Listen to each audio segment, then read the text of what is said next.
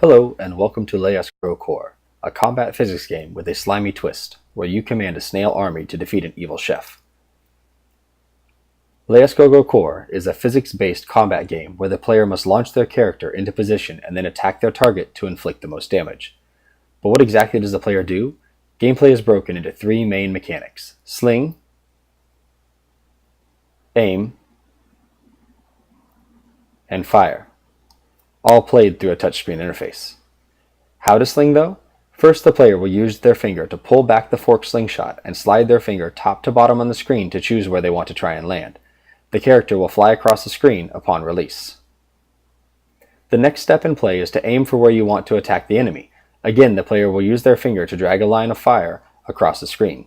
This will serve as a guide for where the projectile will fly from the character to the enemy being attacked. Once satisfied with their aim, the player simply removes their finger to lock it in. This will start the fire phase. The player taps on the screen to start the power meter in motion. Once the meter reaches the desired strength, the player will tap the screen one last time to fire their weapon.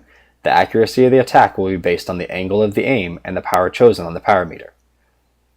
The goal of the game is to battle your way through 10 levels of increasing difficulty with the final goal of defeating the chef and freeing your snail brethren. Antagonizing forces are time, since the player will only have 10 seconds to sling, 5 seconds to aim, and 3 seconds to fire.